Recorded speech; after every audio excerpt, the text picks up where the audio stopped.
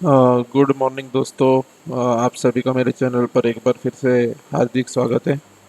और आप सभी जानते हैं कि मैं यूपीएससी की सीरीज़ बना रहा हूँ केमिस्ट्री ऑप्शनल पेपर के लिए, जो आपका यूपीएससी में होता है। और ये जो सीरीज़ चल रही है बेसिकली केमिस्ट्री ऑप्शनल वालों के लिए ही है। या आपका हिस्ट्री ऑप्शनल होगा या दूसरे ऑप्शनल होंगे तो आप देख सकते हैं। वीडियोस वीडियोस देखने से स्टार्ट कर सकते हैं। ये छठा सातवां लेक्चर है ये सातवां लेक्चर रहने वाला है।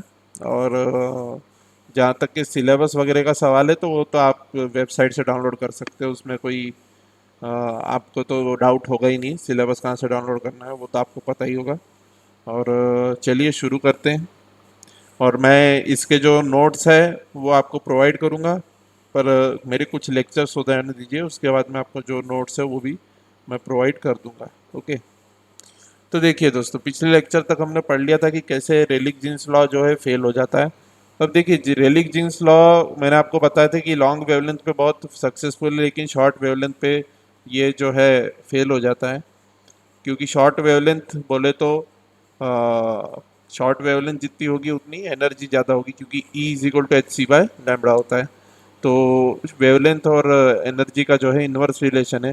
तो शॉर्ट वेवलेंथ जितनी होगी उतनी एनर्जी ज़्यादा होगी, और एनर्जी ज़्यादा होगी तो क्या होगा कि आपका अ, मतलब एनर्जी जितनी ज़्यादा होगी उतना आपका रेलिक जीन्स लॉ जो है वो अनसक्सेसफुल होता जाएगा। अब देखिए दोस्तों, रेलिक जीन्स लॉ जो है ये क्लासिकल अजम्पशन की वजह से ये कहता है कि जो शॉर्टर वेवलेंथ है और जो लॉन्गर वेवलेंथ है, ठीक है, वो सारे के सारे ऑसिलेटर बराबरी का डिस्ट्रीब्यूशन होता है, ऐसा रेलिक जीन्स लॉ कहता है। बराबरी का डिस्ट्रीब्यूशन मतलब मान लीजिए शॉर्ट वेवलेंथ कहाँ होती है? शॉर्ट वेवलेंथ होती है गामा रेज वगैरह के लिए शॉर्ट वेवलेंथ होती है ना। गामा रेज हो गई, यूवी रेज हो गई, ये ज़्यादा एनर्जी वाली वेव्स है। तो ज़्यादा एनर्जी वाली वेव्स होगी तो क्या होगी? शॉर्टर वेवलेंथ होगी। तो रेलिक जीन्स लॉ इसलिए कैटास्ट्रोफ में तब्दील हो जाता है क्योंकि ये जो शॉर्ट वेवलेंथ है और हायर फ्रीक्वेंसीज जो है, जी जैसे गामा रेज यूवी रेज, तो ये बोलता है कि उनके भी उतने ही ऑसिलेटर्स हो गए। जैसे मैंने आपको बताया ना, जैसे तवा मैंने जब स्टोव पे रखा था, तो लोहे का तवा जब स्टोव पे रखते हैं तो उसको गर्म करने पे उसके जो पार्टिकल्स है, उसके जो एटम्स है लोहे के, एफ ई के एटम्स है ना, आयरन का सिंबल एफ ई होता है। तो एफ ई के जो एटम्स है वो वाइब्रेट होने लगते हैं, उससे जो है वेव्स जनरेट होती है, ठीक है। ऑसिलेटर्स कहते हैं उन्हें। तो ऑसिलेटर से जब वेव जनरेट होती है तो रेलिक जीन्स लॉ ये कहता है कि जो यूवी के रेंज में या गामा रेस के रेंज में जो आपका इलेक्ट्रोमैग्नेटिक स्पेक्ट्रम है, उसके भी ऑसिलेटर्स वहाँ मौजूद होंगे, चाहे टेम्परेचर लो क्यों ना हो। मतलब मान लीजिए इस फ्लेम का टेम्परेचर 100 डिग्री सेल्सियस ही है, तो जो क्वांटम फिजिक्स है वो कहेगा कि 100 डिग्री सेल्सियस पे जो यूवी रेज और वो जो हायर जो फ्रीक्वेंसीज है ना, वो वो नहीं होगी। ये क्वांटम फिजिक्स कहता है कि वो बहुत ही निग्लिजिबल होगी। और रेलिक जीन्स लॉ ने सारे के सारे ऑसिलेटर इक्वल कंसिडर कर लिए थे। मतलब इंफ्रारेड के 10, अगर इंफ्रारेड के 10 ऑसिलेटर है तो विजिबल के भी 10 होंगे, ये रेलिक जीन्स लॉ कहता है। हमारे इसके भी 10 ऑसिलेटर होंगे कहता है, यूवी रेस के भी। यानी मतलब सारों के 10 ऑसिलेटर होंगे सारे रेंज में, ऐसे ऐसा मान के आप चल सकते हैं। लेकिन जो क्वांटम फिजिक्स है वो कहता है कि कम टेम्परेचर पे जो हमारे यूवी रेज है वो नहीं के बराबर हो गए, जबकि जो इंफ्रारेड है वो ज़्यादा हो गए। मतलब मान लीजिए इंफ्रारेड 10 है तो यूवी वगैरह के एक या दो ही ऑसिलेटर हो गए, ये क्वांटम कहता है, ठीक है। तो रेलिक लॉ इस वजह से फेल हो जाता है। तो ये अपसर्ड रिजल्ट जो आता है कि large amount of energy radiated in the high frequency region of the electromagnetic spectrum, ये अल्ट्रावायलेट कैथास्ट्रोफ इसी को हम कहते हैं बेसिकली, ठीक है। तो मैंने आपको पिछले लेक्चर में बताया था कि जैसे अब यहाँ पे अल्ट्रावायलेट कैथास्ट्रोफ कैसा होता है, ये रेलिक जीन्स लॉ किस तरह से फेल होता है देखिए। उसके बाद में जो रेलिक जीन्स लॉ है उसके बाद में प्लैंक्स डिस्ट्रीब्यूशन आता है। तो प्लैंक जो है उसकी जो खामियां थी रेलिक जीन्स लॉ की, उसको प्लैंक वो ठीक कर देता है। तो देखिए अब मैं एक आपको चीज बताता हूँ। अल्ट्रावायलेट कैथास्ट्रोफ को आप इस तरीके से समझ सकते हैं कि जैसे कोई भी ऑब्जेक्ट है, जैसे आयरन का पैन था इस केस में। तो आयरन के पैन में क्या होता है दोस्तों कि आयरन का पैन जो है उसमें बहुत सारे एनर्जी लेवल्स होते हैं। अब जो बहुत सारे एनर्जी लेवल्स होते हैं, तो हर एक एटम जो है अलग अलग फ्रीक्वेंसी पे जो है एक्साइट होगा। अब मान लीजिए कि डार्कनेस में रख दिया मैंने, आयरन आयरन के पैन को मैंने डार्कनेस में रख दिया, तो देखिए दोस्तों, कभी भी पार्टिकल जो है ना, जैसे आयरन के पेन को मैं अगर डार्कनेस में भी रखूं, तो भी वो छोटे छोटे छोटे अमाउंट में, मतलब वेरी लेस अमाउंट में रेडिएशन जो है एमिट करेगा। ठीक है, छोटे अमाउंट में रेडिएशन एमिट करेगा, मतलब आप ऐसा समझ सकते हैं कि एकदम सूक्ष्म अमाउंट में उसके कुछ ना कुछ रेडिएशन वहां से निकल रहे होंगे। तो क्वांटम ये कहता है कि जो लॉन्गर वेवलेंथ है ना, लॉन्गर वेवलेंथ के रेडिएशन निकलेंगे। लॉन्गर वेवलेंथ मतलब इंफ्रारेड से भी छोटे लेवल के जो होंगे वो रेडिएशन निकलेंगे। ये कहता है क्लासिकल, सॉरी क्वांटम कहता है कि एकदम छोटे वाले निकलेंगे, लेकिन क्लासिकल ये कहता है कि जो हायर फ्रीक्वेंसीज है उनके भी ऑसिलेटर उतने ही होंगे। इसका मतलब इंफ्रारेड से जो इलेक्ट्रोमैग्नेटिक स्पेक्ट्रम का अगर आप देखेंगे, तो इंफ्रारेड इंफ्रारेड के जितने पार्टिकल निकल रहे हैं उतने ही गामा रेस के भी निकलेंगे। ये क्या कहता है, हमारा क्लासिकल कह देता है। तो इससे क्या होता है कि विजिबल के भी उतने ही होंगे। तो फिर तो जो डार्क में भी ऑब्जेक्ट ग्लो करने चाहिए ना, इसका मतलब तो डार्कनेस होनी ही नहीं चाहिए। तो ये क्लासिकल का जो है बहुत बड़ा यहाँ पे फेलियर आप देख सकते हैं। फिर इसके बाद में जो है प्लैंक डिस्ट्रीब्यूशन आता है। तो ये मैक्स मैक्स प्लैंक ने दिया था। ये बेसिकली रेलिक जीन्स लॉ की जो खामियां थी उनको ठीक करने के लिए ये आया था। तो ये काफ़ी हद तक प्लैंक डिस्ट्रीब्यूशन जो है आपको सही सही वैल्यूज देगा। तो देखिए दोस्तों, मैक्स प्लैंक का ये थर्मोडाइनेमिकल व्यू से है, एक्सपेरिमेंटल ऑब्जर्वेशन देता है ये, और प्रपोज करता है कि एनर्जी जो है हर एक इलेक्ट्रोमैग्नेटिक ऑसिलेटर की टू डिस्क्रीट वैल्यूज में लिमिटेड है। मतलब ये क्वांटम पे आ गया प्लैंक वाला, ठीक है। और वैल्यू आर्बिट्ररी वैल्यू नहीं दे सकते। जैसे मैंने आपको बताया था शुरुआती लेक्चर्स में क्वांटाइजेशन क्या होता है, तो वही बात कर रहा है ये डिस्क्रीट वैल्यूज। मतलब एनर्जी ऐसे कंटिन्यूअसली बैंड के रूप में होने के बजाय सीडीओ के रूप में होती है, ऐसा इसने अजम्पशन किया। ठीक है, तो क्लासिकल फिजिक्स से क्वाइट अपोजिट व्यू पॉइंट ये है। और ये इक्वी पार्टीशन प्रिंसिपल पे बेस्ड है इन विच, ठीक है, इक्वी पार्टीशन प्रिंसिपल जो है वो क्लासिकल फिजिक्स का है। और इक्वी पार्टीशन प्रिंसिपल ये है जो मैंने आपको इसके पहले ही बताया था कि सारे एनर्जीज के, सारे पॉसिबल एनर्जीज के ऑसिलेटर इक्वल नंबर में होना, उसको इक्वी पार्टीशन कहते हैं। देखिए दोस्तों, इक्वी इक्वी मतलब क्या, इक्वल। पार्टीशन मतलब क्या, विभाजन। तो इक्वल इक्वल अगर पार्टीशन होगा, सारे के सारे एनर्जी स्पेक्ट्रम में अगर इक्वल पार्टीशन होगा, तो इट्स क्वाइट ऑब्वियस कि चीज़ें जो है डार्क में भी ग्लो करनी चाहिए। फिर तो वही है। तो इक्वी पार्टीशन प्रिंसिपल जो है क्लासिकल फिजिक्स का जो अजम्पशन है, उस वजह से ये जो गलती है यहाँ पे सामने निकल के आ रही है। तो all possible energies are allowed in it, so that's why it's a catastrophe. And the limitation energies to discrete energies quantization of energy. ठीक है, तो लिमिटेशन को किस तरीके से फिक्स किया कि एनर्जी को क्वांटाइज किया, पहले E is equal to N H mu लिख दिया। ठीक है, अब जैसे ही E is equal to N H mu लिखा, तो N इज इक्वल टू 0 1 2 ऐसे वैल्यूज यहाँ पे इसने सब्सटीट्यूट किया। अब जैसे ही N इज इक्वल टू 0 1 2, ये वैल्यूज जो है ये क्या है, साबुत साबुत नंबर है। आपको बताया था ना क्वांटाइजेशन का मतलब क्या होता है। N is an integer, H is a Planck's constant and mu is frequency. ठीक है, तो E is equal to N H mu. तो Planck distribution is obtained based on above equation. तो प्लैंक डिस्ट्रीब्यूशन को देखिए, अब यहाँ पे देखिए जो डी ई है हमारा, ठीक है, आपको पहले ही बताया था मैंने कि बैंडविड्थ इनटू जो डेंसिटी जो होती है, ठीक है ना। देखिए यहाँ पे ऊपर में D E is equal to rho D lambda का एक्सप्लेनेशन भी दिया है। ठीक है, हाँ ये देखिए D E is equal to rho D lambda. और यहाँ पे आप देख सकते हैं कि D E is equal to rho D lambda में जो वेरियस टर्म्स है उनका क्या एक्सप्लेनेशन है वो भी दे रखा है।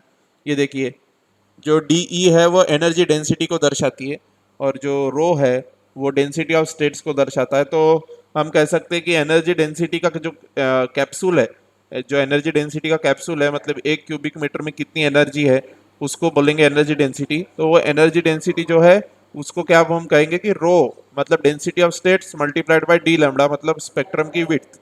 ठीक है, तो D E is equal to rho D lambda. Rho मतलब डेंसिटी ऑफ स्टेट्स और डी लैम्बडा मतलब वेवलेंथ की रेंज। तो इस तरीके से आप समझ सकते हैं। तो एनर्जी डेंसिटी होगी डी। तो देखिए यहाँ पे आप, तो D E is equal to rho D lambda.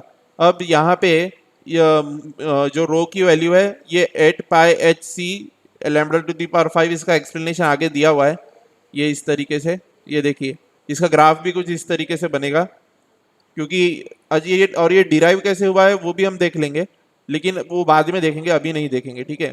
तो इसका जो ग्राफ है वो एक्सपेरिमेंटल से काफ़ी हद तक कोइंसाइड करता है, not exactly coinciding but for a wide range, for a wide range it coincides. And obviously कभी भी एक्सपेरिमेंटल रिजल्ट तो पूरी तरीके से जो है कोइंसाइड नहीं ही करते हैं, लेकिन ये हाँ यू कैन से कि 95% 98% ऐसा, मतलब बहुत ज़्यादा तरीके से ये कोइंसाइड करता है। जैसे एक्सपेरिमेंटल, जैसे रेलिक जीन्स लॉ का कैसा चले गया था ग्राफ आप देख सकते हैं, रेलिक जीन्स लॉ के हिसाब से ग्राफ कुछ इस तरीके से चला गया था हमारा, ठीक है, ये इस तरीके से। लेकिन और ये एक्सपेरिमेंटल था उस समय, लेकिन जैसे ही हमने एडजस्टमेंट्स किए, प्लैंक्स का डिस्ट्रीब्यूशन लॉ लगाया, वैसे ही आप देख सकते हैं कि एक्सपेरिमेंटल और थियोरेटिकल जो फार्मूले के थ्रू आई है वो दोनों कोइंसाइड हो रही है। So above figure coincide with the Rayleigh Jeans distribution at long wavelength, ठीक है, आपको समझ में आ रहा है। तो ये देख सकते हैं आप, fits with experimental curve very well at all wavelength, ठीक है, ये देखिए। तो आप अगर इसकी बात करेंगे प्लैंक्स डिस्ट्रीब्यूशन लॉ की, तो प्लैंक्स डिस्ट्रीब्यूशन लॉ और रेलिक जीन्स लॉ कहाँ पे कोइंसाइड करेगा, एग्जाम में अगर पूछ लिया जाता है कि रेलिक जीन्स लॉ और प्लैंक्स डिस्ट्रीब्यूशन लॉ जो है ये कहाँ कोइंसाइड करेंगे, तो आपको ये बात तो समझ में आ गई होगी कि प्लैंक्स प्लैंक्स डिस्ट्रीब्यूशन लॉ और एक्सपेरिमेंटल जो हमारी वैल्यूज है वो ऑलमोस्ट कोइंसाइड होती है। तो एक्सपेरिमेंटल और रेलिक जीन्स लॉ कहाँ कोइंसाइड करता है, एक्सपेरिमेंटल और रेलिक जीन्स लॉ जो है हायर वेवलेंथ पे कोइंसाइड करता है, मतलब लोअर एनर्जीज पे कोइंसाइड करता है, ठीक है। तो ऑब्वियस सी बात है कि अगर प्लैंक्स डिस्ट्रीब्यूशन लॉ इसके साथ ओवरलैप कर रहा है एक्सपेरिमेंटल वैल्यूज के साथ, तो जहां एक्सपेरिमेंटल वैल्यूज इसके साथ ओवरलैप करेगी वहीं पे प्लैंक्स डिस्ट्रीब्यूशन लॉ भी रेलिक जीन्स लॉ के साथ ओवरलैप करेगा, ये आपको समझ में आ रही होगी बात। तो किसी ने अगर पूछ लिया कि रेलिक जीन्स लॉ और प्लैंक्स डिस्ट्रीब्यूशन लॉ कहाँ पे ओवरलैप करते हैं, तो आप कह सकते हैं हायर वेवलेंथ यानी कि लोअर एनर्जीज पे। और सिमिलरली अगर कह दिया कि एक्सपेरिमेंटल वैल्यूज और रेलिक जीन्स लॉ कहाँ कोइंसाइड करते हैं, तो उसका भी आंसर सेम होगा, हायर वेवलेंथ पे ही होगा, यानी कि लोअर एनर्जीज पे होगा, क्योंकि E is equal to H C by lambda, तो इनवर्स रिलेशन होता है। ओके ओके, तो यहाँ से आप समझ सकते हैं इस तरीके से। और वेवलेंथ जो है इसमें जो है एच का वैल्यू 6.626 इंटू 10⁻³ जूल सेकेंड। मैं आपको रिकमेंड करूंगा कि ये वैल्यूज आप रिमेंबर कर ले, क्योंकि कई बार एग्जाम में ऐसा होता है कि वैल्यूज जो है नहीं दी होती है कॉन्स्टेंट्स की। तो ये देखिए हाँ, तो अब यहाँ पे देखिए एच की वैल्यू जो है, प्लैंक्स कांस्टेंट की वैल्यू जो है वो कैसे डिटरमाइन करेंगे। पहले तो हम ये वाला जो हमारा इक्वेशन है, मतलब rho is equal to 8 pi h c, rho is equal to 8 pi h c upon lambda to the power 5 multiplied by e to the power h c by lambda kt minus 1। ये जो हमारा जो पूरा का पूरा जो equation है ना, ये जो पूरा इक्वेशन है इसको पहले हम प्लॉट करेंगे। इसको जब प्लॉट करेंगे तो बहुत सारे पॉसिबल कर्व्स आएंगे। देखिए इसी शेप के ये एक कर्व है, ठीक है। फिर दूसरा कर्व हो सकता है इस तरीके से आए, थोड़ा बड़ा हो इससे साइज में। तो एक्सपेरिमेंटल वैल्यू से एच का ऐसा वैल्यू लेंगे जो एक्सपेरिमेंटल वैल्यू से कोइंसाइड कर जाए। समझ में आ रही है बात आपको, ठीक है। तो for this equation various curves are possible and we will take that value of H which will fit the experimental value most significantly, मतलब सबसे ज्यादा जो बेस्ट फिट मेथड बोलते हैं इसे, तो ये बेस्ट फिट जब आएगा उसी को हम कंसीडर करेंगे। तो अब फॉर शॉर्ट वेवलेंथ देख सकते हैं आप कि जैसे ये इक्वेशन है शॉर्ट वेवलेंथ की, अगर मैं बात करूं तो यहाँ पे आप ये जो इक्वेशन देख रहे हैं E to the power H C by lambda K T, ठीक है। तो जो लैम्बडा है यहाँ पे वेवलेंथ डिनोट कर रहा है। तो अगर अगर वेवलेंथ जो है बहुत ज्यादा हाई हो गई, ठीक है, वेवलेंथ वेवलेंथ जो है अगर शॉर्ट हो गई, शॉर्ट वेवलेंथ मतलब एनर्जी ज्यादा, तो आप ये क्लियरली देख सकते हैं कि जैसे मान लीजिए यहाँ पे इस इक्वेशन में मान लीजिए लैम्बडा बहुत कम कर दिया मैंने, मान लीजिए लैम्बडा 0.000000 कुछ कर दिया, तो 0.000 कुछ करने पे जो लैम्बडा है वो क्या हो जाएगा, बहुत ही कम हो जाएगा। अगर लैम्बडा बहुत कम हो गया तो डिनोमिनेटर कम हो जाएगा, डिनोमिनेटर कम हो गया तो क्या हो जाएगा, ये जो फ्रैक्शन है H C by lambda K T, इतना फ्रैक्शन जो है इसकी वैल्यू बहुत बढ़ जाएगी अगर लैम्बडा को मैंने बहुत ही छोटा कर दिया तो। और लैम्बडा को जब मैंने बहुत ही छोटा 0.0000 में कर दिया तो ये जो फ्रैक्शन है H C by lambda K T, इसकी वैल्यू बहुत बढ़ जाएगी, इसकी वैल्यू बहुत बढ़ जाएगी, मतलब वो अप्रोच कर जाएगा इनफाइनाइट को। ठीक है, लिमिट्स वगैरह पढ़ी होगी आपने 11 12th में, तो उसके हिसाब से तो ये जो है ये फ्रैक्शन कर जाएगा अप्रोच इनफाइनाइट को, तो ई टू द पावर इनफाइनाइट हो जाएगा। ई टू द पावर इनफाइनाइट भी इनफाइनाइट होता है, तो infinite minus 1 into lambda to the power 5, तो infinite minus anything is infinite and infinite multiplied by this. तो इस तरीके से आप देख सकते हैं कि सो ये जो है देख सकते हैं आप क्लियरली कि E to the power H C by lambda K T approaches to infinity, तो ये जो है, और यहाँ पे देख सकते हैं कि लैम्बडा टू दी पावर 5, मतलब यहाँ पे कुल मिला के 0 मल्टीप्लाइड बाय इन्फिनिटी की स्टेट आ रही है, क्योंकि ये 0 को अप्रोच कर रहा है और ये जो है ये इन्फाइनाइट को अप्रोच कर गया, तो 0 मल्टीप्लाइड बाय इन्फिनिटी की स्टेट यहाँ पे नजर आती है। लेकिन प्रॉब्लम ये है दोस्तों कि 0 मल्टीप्लाइड बाय इन्फाइनाइट जो है वो डिटर्मिनेंट फॉर्म नहीं है, इसलिए अब हमको यहाँ पे देखना पड़ेगा कि लैम्बडा टू दी पावर 5 ज्यादा फास्ट 0 को अप्रोच कर रहा है या फिर ये जो फ्रैक्शन है ये इनफाइनाइट को ज्यादा फास्टली अप्रोच कर रहा है। तो हम ये क्लियर कट देख सकते हैं कि E to the power H C by lambda K T जो है इनफाइनाइट को फास्टर अप्रोच करता है then lambda to the power 5 0 को। इसका मतलब जो है इनफाइनाइट कंसिडर होगा, इनफाइनाइट 0 मल्टीप्लाइड बाय इनफाइनाइट क्या कंसिडर होगा, इसका मतलब कि वो इनफाइनाइट ही कंसिडर होगा, क्योंकि इनफाइनाइट का वैल्यू, इनफाइनाइट का भी वैल्यू ज्यादा है और 0 का वैल्यू उतना ज्यादा 0 में नहीं है। समझ में आ रही है ना बात आपको, तो इसलिए ये इक्वेशन में इनफाइनाइट मल्टीप्लाइड बाय 0 को हमें 0 कंसिडर कर लेना पड़ेगा। सो रो विल टेंड टू 0, ठीक है, क्योंकि डिनोमिनेटर 0 हो गया, तो 0 डिनोमिनेटर जब 0 हो गया तो रो विल टेंड टू 0, तो रो जो है 0 को टेंड कर गया, ठीक है। और उसके बाद में जो है लैम्बडा गोस टू 0 और म्यू गोस टू इन्फिनिटी, ठीक है, अभी बताया था आपको।